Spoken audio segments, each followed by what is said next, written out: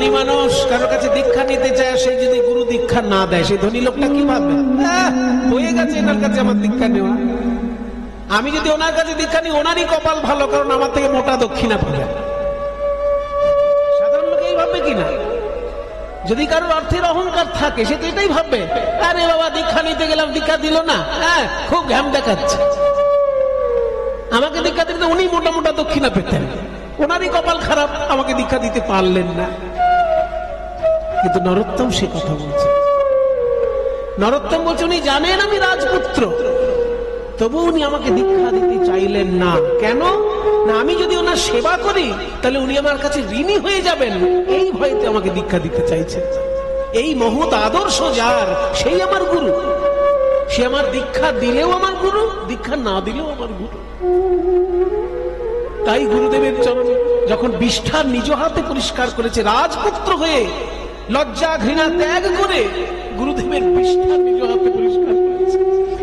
আর লোকনাথ গোস্বামীও থাকতে পারলেন না, তিনিও বললেন নরোত্তম আমি জীবনে কাউকে দীক্ষা দিইনি, তুই হবি আমার প্রথম শিষ্য আর তুই হবি আমার শেষ শিষ্য। আমার সাধন ভজনের যদি কোনো শক্তি থাকে সেই শক্তি আমি তোকে দিচ্ছি, তুই প্রাণ ভরে রাধা গোবিন্দের সেবা কর। লোকনাথ গোস্বামীর চরণে আত্মসমর্পণ করলেন নরোত্তম। শ্রী গুরু চরণ পদ্ম কেবলি ভগতি শব্দ, শ্রী গুরু চরণ পদ্ম কেবলি ভগতি শব্দ।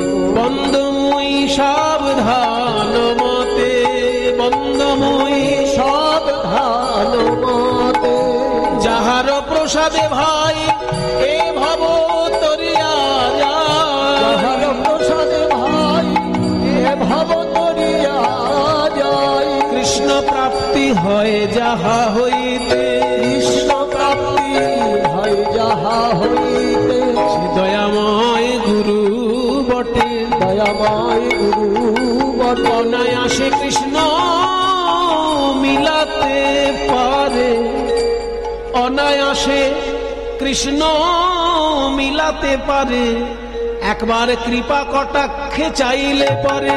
অনায়াসে কৃষ্ণ মিলাতে পারে, কৃপা কটাক্ষে চাইলে পরে, অনায়াসে কৃষ্ণ মিলাতে পারে, কৃপা কটাক্ষে চাইলে পরে। জন্মে জন্মে গুরু বটে, কৃষ্ণ প্রাপ্তি হয় যাহা হইতে, কৃষ্ণ প্রাপ্তি হয় যাহা হইতে।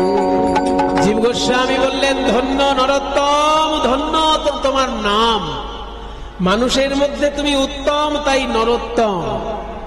লোকনাথ প্রভুর কাছে কেউ কোনোদিন দীক্ষা পায়নি, তুমি তার কাছে দীক্ষা পেলে। শ্রীমদ্ ভাগবতের যে রসাস্বাদন সেটা আমি তোমাকে করিয়ে দেব। একটা জিনিস বাকি থাকলো, সঙ্গীত শিক্ষা। এই বৃন্দাবনের সঙ্গীতাচার্য হরিদাস স্বামী, জানো তো হরিদাস স্বামী হচ্ছেন তানসেনের গুরু। সম্রাট আকবরের যে সভার গায়ক তানসেন, সেই তানসেনের গুরু হচ্ছেন হরিদাস স্বামী। তিনি যখন বৃন্দাবনে বিরাজ করছেন তার কাছে তিনি উচ্চাঙ্গ সঙ্গীত শিক্ষা করেন। এই তানসেনের গুরু বলে একদিনকে সম্রাট আকবর ভেবেছিলেন আমি গান শুনতে যাব। তা সম্রাট আকবর বলেছিলেন তানসেনকে যে তোমার গুরুদেবকে এনে গান করাতে গেলে কত টাকা দিতে হবে। তখন তানসেন বলেছিল আপনি আমাকে দক্ষিণা দিয়ে গান শুনতে পারেন, কিন্তু দক্ষিণার বিনিময়ে আমার গুরুদেব এসে আপনাকে গান শোনাবেন। উনি মনে করেন ওনার গান শুধু ভগবানের জন্য, তাই উনি ওনার ভগবানের উদ্দেশ্যে গাইবেন, আপনাকে গিয়ে শুনতে হবে, রাজসভায় এসে উনি গাইবেন না। বলে তাই নাকি, তাহলে আমি লুকিয়ে গিয়ে গান শুনবো। তাই সম্রাট আকবর বৃন্দাবনে গিয়ে লুকিয়ে লুকিয়ে তানসেনের সঙ্গে হরিদাস স্বামীর গান শুনেছিলেন। গান শুনে বলেছিলেন তানসেন তোমার গানে তো আমি বিভোর হয়ে যাই, কিন্তু তোমার গুরুদেবের গানে দেখছি বৃন্দাবনের পশু পাখি পর্যন্ত বিভোর হয়ে যাচ্ছে, এ কি গান? তখন তানসেন বলেছিলেন যে আমার গানে ভারতের সম্রাট আকবর খুশি হন, আর আমার গুরুর গানে বিশ্ব ব্রহ্মাণ্ডের সম্রাট খুশি হন। কাজী তার গান আর আমার গান তো এক হতেই পারে না। সেই হরিদাস স্বামীর কাছে নরোত্তম শিক্ষা করতে লাগলেন উচ্চাঙ্গ। রে রে না রে না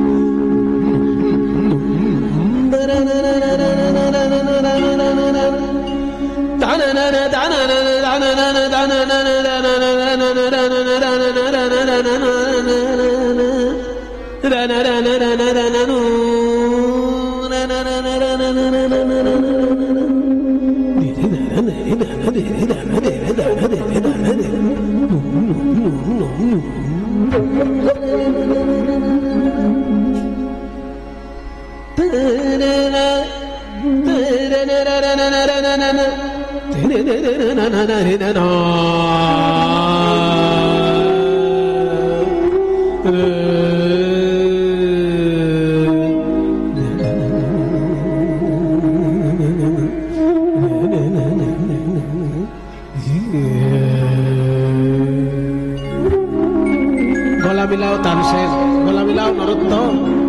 মা পানি রানি নিসা নিসা নিসা নিসা নিসা নিসা নিসা নিসা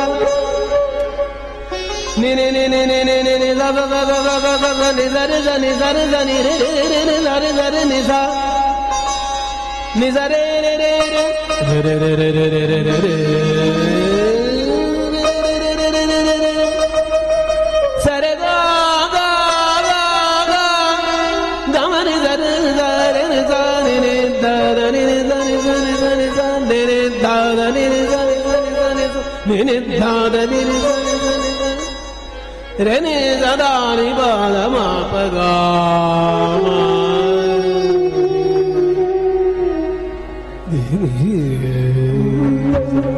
बरसे बदरिया झिमी झिमी बरसे बदरिया झिमी झिमी बरसे बदरिया बरसे बदरिया ननी ननी बुनिया में हाँ बरसे ननी ननी बुनिया में हाँ ननी ननी बुनिया में हाँ बुनिया बुनिया निठुर श्याम अब नहीं आवे निठुर श्याम अब नहीं आवे अब नहीं आवे नहीं आवे नहीं आवे बरसे बदरियारी में बरसे बदरियारी बरसे बदरी नादर दर दर ताना ना ना दे मी ताना दे ना नादर दर दर ताना ना ना दे मी ताना ना ना ना नादर दर तारे तो दानी तू दादर ना नादर दर ताना ना ना दी ताना ना ना ना दिए दे ताना ना दिए दे ताना ना दिए दे ताना ना नादर दर तारे तो दारे दे नादर दर तारे तो दारे नादर दर तारे तो दारे दे ताना ना ना ना ना ना ना बरसे बदरियारी बरसे बदरियारी बरसे बरसे बरसे হরিদাস স্বামীর কাছে উচ্চাঙ্গ সঙ্গীত শিক্ষা করছেন নরোত্তম। সেই সময় ছিল বৈষ্ণব জগতের স্বর্ণযুগ। গানে সুর দিচ্ছেন ওদিকে বৃন্দাবনে বসে নরোত্তম, আর বাংলা থেকে সুন্দর সুন্দর পদ লিখে পাঠাচ্ছেন গোবিন্দ দাস।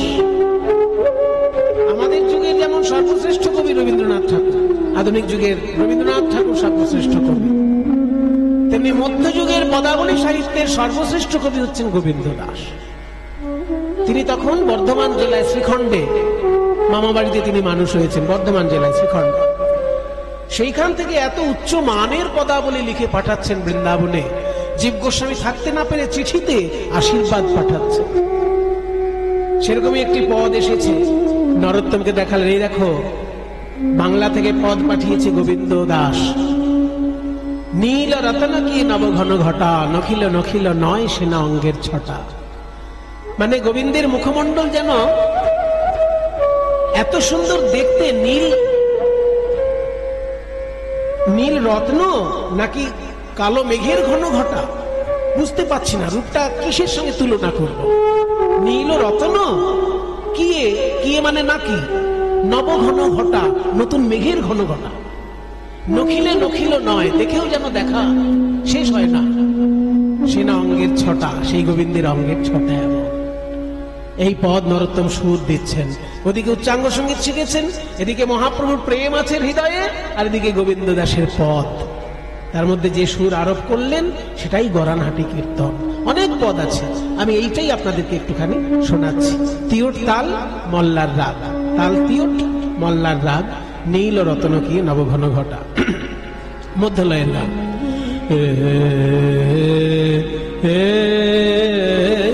গো ও এবার শোন, ও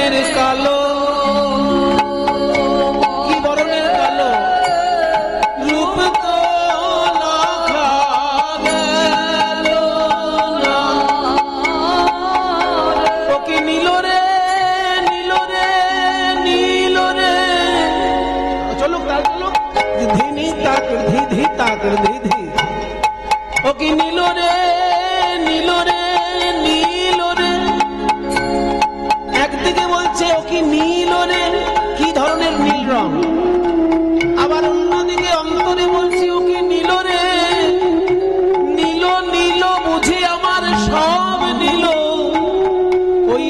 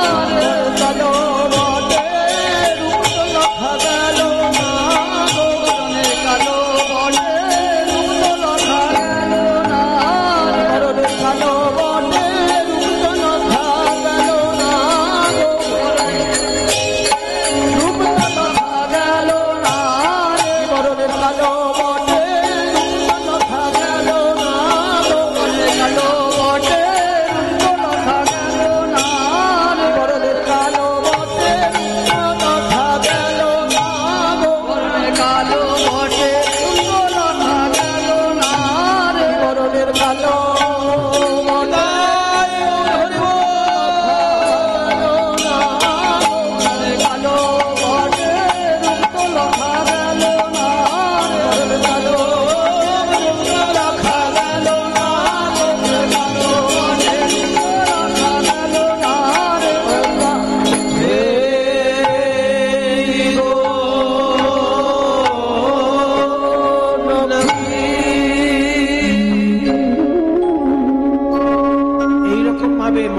রাগকে আশ্রয় করে যেমন তিয়ট তালের গান, তেমনি আরো অন্যান্য রাগে বহু গান নরোত্তম দাস ঠাকুর তৈরি করেছিলেন সেই সময়। কিন্তু এই গানের আস্বাদনের ধৈর্য তো সবার থাকে না, সেই জন্য পরবর্তীকালে এগুলোর একটু সরলীকরণ করা হয়েছে। প্রথমে এই বড় তালের অংশটি রেখে পরের অংশগুলো ছোট করে দেওয়া হয়েছে। যেমন এই সুরটা রাগটা একই থাকলো, কিন্তু পরের অংশগুলো ছোট তালে একতালি তালে করা হয়েছে। কদম্বের বনে শ্যাম চিকনিয়া গো, কদম্বের 1 2 3 4 5 6 শ্যাম তালি হিতা হি ধাধি ধাধি কদম্বের বনে শ্যাম চিকনিয়া গো, রূপ হেরি আইন জাতি কুল মজাইয়া রূপ হেরি আইন জাতি আমি সকলি হারালাম, সকলি হারালাম ওই কৃষ্ণ রূপে নয়ন দিয়ে সকলি হারালাম,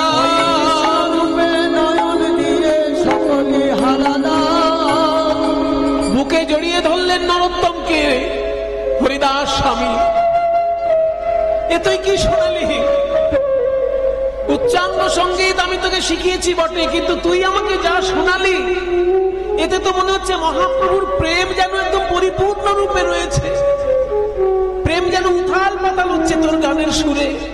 আমি তো এরকম গান কখনো শুনিনি। আমি সকলি হারালাম, আমি সকলি হারালাম ওই কৃষ্ণ রূপে নয়ন দিয়ে সকলি হারালাম, রূপে নয়ন দিয়ে হায় আমি কি করিলাম, কৃষ্ণ রূপে নয়ন দিয়ে হায় আমি কি করিলাম, রূপে নয়ন দিয়ে হায় আমি কি করিলাম, কৃষ্ণ রূপে নয়ন দিয়ে হায় আমি কি করিলাম, কৃষ্ণ রূপে নয়ন দিয়ে নয়ন। আরো কি সুন্দর লিখছেন গোবিন্দ দাস, যে রাধারানী বলছেন আমার গোবিন্দের রূপটা কেমন জানো, তার নয়নটা যেন কালো ভ্রমর, আর সেই ভ্রমর যদি কাউকে দংশন করে বিশেষ জ্বালায় সে ছটফট করে। নয়ন ভ্রমর কে মত্ত অলি রাজে অলক্ষিতে দংশয়ে যুবতী হিয়া মাছ। গোবিন্দ দাস রসিক পদকর্তা তো, তাই বলছে কৃষ্ণের নয়ন ভ্রমর যেন অদৃশ্য ভ্রমর, গোপীগণের হৃদয়ে কখন যে দংশন করে দেবে সে গোপীগণ বুঝতেই পারবে না, অলক্ষিতে দংশয় মানে দেখা যাবে না কখন এসে নয়ন ভ্রমর দংশন করে দিয়েছে, আর জ্বালায় জ্বালায় ছটফট করছে। নয়ন ভ্রমর মতয়নি রাজে অলক্ষিতে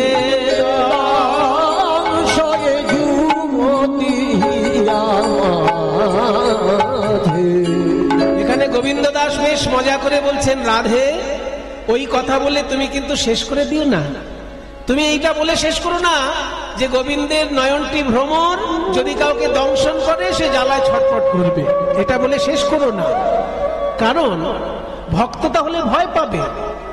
তুমি একটু বলে দাও যে যদি ওই নয়ন ভ্রমর কাউকে দংশন করে সেই দংশনের প্রতিবিধানও ওই বদন মণ্ডলেই আছে। কেমন? না নয়ন ভ্রমর যদি কাউকে দংশন করে, তাহলে সেই ভক্তকে আবার অধর সুধা দিয়ে সেই দর্শনের জ্বালা থেকে মুক্ত করে দেয়।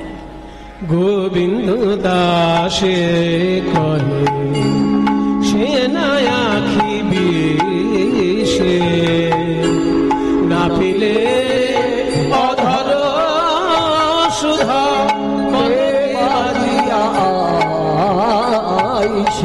ওই আখির বিষে যারে যারে, আখির বিষে যারে যারে। খেয়াল করুন, আস্তে আস্তে কথাটা খেয়াল করুন। আখির বিষে যারে যারে, 29 তো জয়াকার রয়কার আর বর্গের জয়াকার রয়কার। 29 তো জয়াকার রয়কার যারে মানে যাকে, আর বর্গের জয়াকার রয়কার যারে মানে জ্বালা দেয়, জারণ ঘটায়। ওই আখির বিষে যারে যারে, ওই আখির বিষে যারে যারে। অধর সুধা ঔষধি তারে, আখির বিষে যারে যারে। অধর সুধায় ঔষধি তারে, আখির বিষে যারে যারে। অধর সুধায় ঔষধি তারে, না পিলে কি বাঁচতে পারে।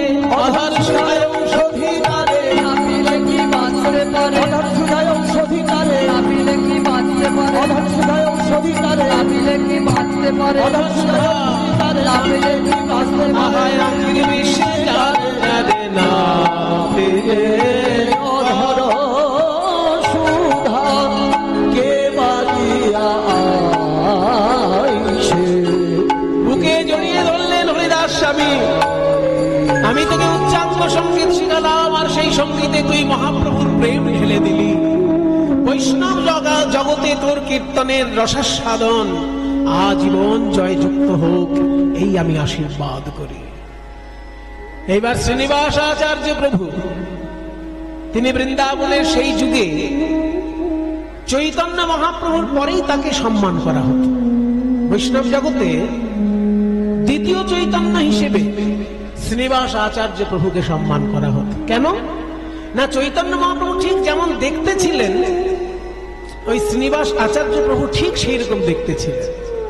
কাজেই যারা চৈতন্য বিরহে হাহুতাশ করছিলেন, যেমন গদাধর, তারপরে যেমন রূপ গোস্বামী, সনাতন গোস্বামী, এরা যারা যারা গৌরাঙ্গের বিরহ একেবারে অসহ্য হয়ে উঠেছিল যাদের কাছে, তারা শ্রীনিবাস আচার্যকে দেখে একটু তৃপ্তি পেয়েছিলেন।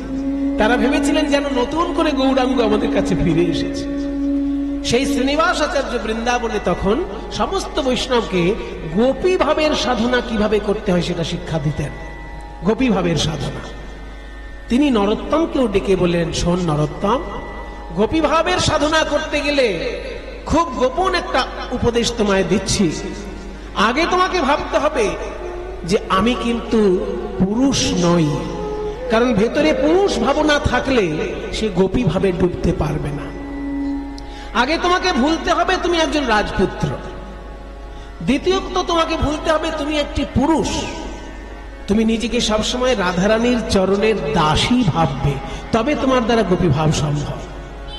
রাধারানীর চরণের দাসী ভেবে তুমি ধ্যান করবে। ধ্যানের মধ্যে দেখবে ভুরুর মাঝখানে আলো দেখতে পাচ্ছ কিনা, আলোর মধ্যে দেখবে কুঞ্জবন দেখতে পাচ্ছ কিনা, তার মধ্যে দেখবে রাধা কৃষ্ণ দেখতে পাচ্ছ কিনা, তবে জানবে তোমার গোপী ভাবের সাধনাটা ঠিক হচ্ছে।